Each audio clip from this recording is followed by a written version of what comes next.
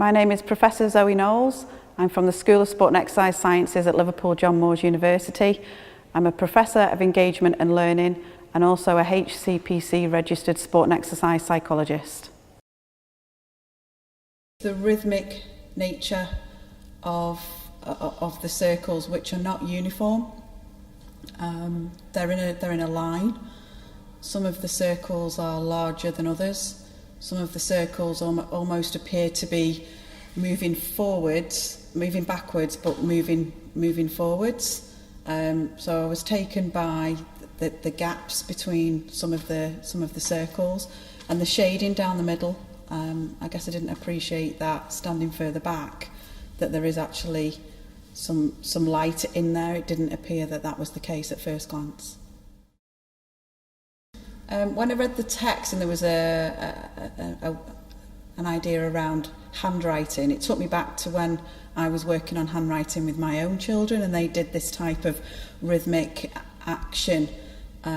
So as a mum, it took me back to that, and then as a scientist, as a researcher, I started to think about the research that I've done over a number of years, and in some cases you do feel as though you're going backwards, but you're still progressing the field.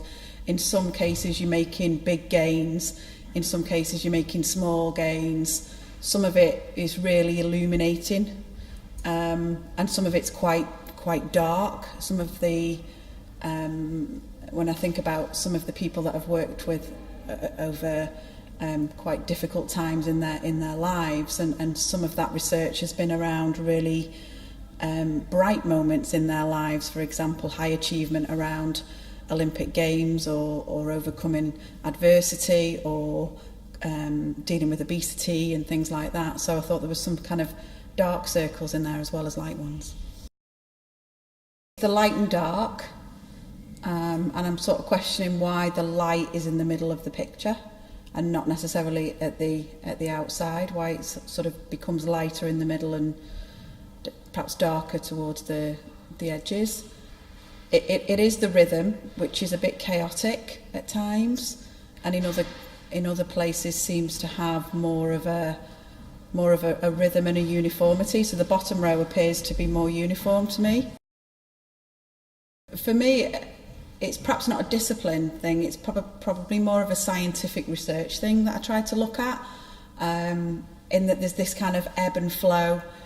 Sometimes you don't feel like you're getting anywhere, that you're going round in circles and staying on the same spot, and then you will do a piece of work and it really advances the field. So I started to resonate that with my research experiences over 20 years, I guess. And there were some dark moments, particularly around trying to balance being a woman in a STEM subject and having a family. So time was a pressure, and then there's been some really illuminating moments for me that I continually go back to, and sort of that really kind of drives what I do and why I do it. And it's not always about high achievement in sport. Actually, some of the most impactful research that I've done has been with single families, and not necessarily with elite sports people going to the Olympic Games or anything like that. I'd say it represents the rhythm and the chaos of scientific research. I would say I like it. I quite like the ebb and flow of research. However, in certain times, being a researcher, you do like that predictability, and actually sometimes I think what's represented in the artwork is that at certain times what you do can be quite dark, it can be quite furious, with some of the circles being very close together. Some of the circles almost feel they're moving forwards, but actually it's depicting moving backwards, or vice versa. So yeah, I would say I like it. It represents what I've done over the last 20 years, I think. I'll probably look at it closer, to be honest, and I think as a scientist coming into an art gallery, I don't tend to bring the scientist baggage with me. I tend to try and come in as a sort of a consumer with an open mind. But I do think reading the text helps, and I don't really know why that is. Normally in an art gallery you would be drawn to the pictures, but actually I think if I hadn't had the description, I would have struggled to interpret it, and in all honesty I probably would have walked past.